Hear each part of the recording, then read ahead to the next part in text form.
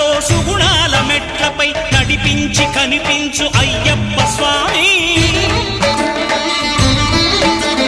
మకర సంక్రాంతి సజ్జోతివై అరుదెంచి మహిమలను చూపించు మణికంఠ స్వామి.